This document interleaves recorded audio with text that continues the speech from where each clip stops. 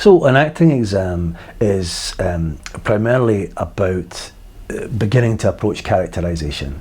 So it's taking on a dramatic role where you're working in relation to a character, usually within the context of a wider play. At lower grades, we can look at monologues which exist by themselves, where the kind of overall context isn't as relevant, but there'll still be a dramatic point to the piece and the candidate should be exploring that. So within the exam there are a variety of different tasks depending on which grade you're working with.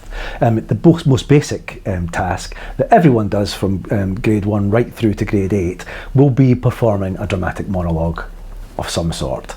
As the grades go on, that ask gets a bit more sophisticated, so then we'll look at 2 monologues, and when we're asking you to do 2 monologues, they should be contrasting pieces. And that's when we're looking at a difference in mood or a difference in tone. One piece might be particularly aggressive and angry, but the other piece might be where the character's feeling really sad or reflective. And so we're seeing different dynamics in mood and delivery.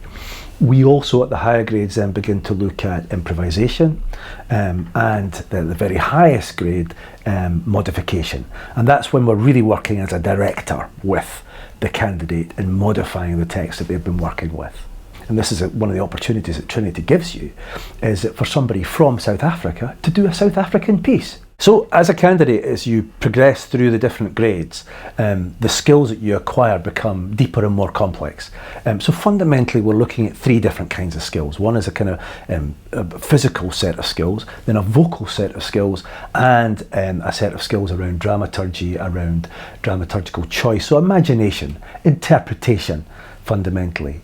As you move through the exams, you'll find that your vocal skills become stronger: breath support, articulation, modulation, range in terms of pitch and tone.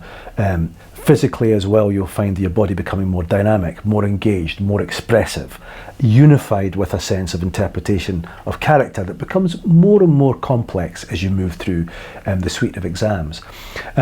One of the things that you also gain, especially if you're working within the acting in pairs context, is a real sense of teamwork with your actor working opposite you. There you have to listen and you have to respond. So you're listening to what the other actor gives you, but you're also responding to what they give you too. So actually what you're looking at there is real teamwork. It's a collaboration, which is a terrific skill for anybody to learn.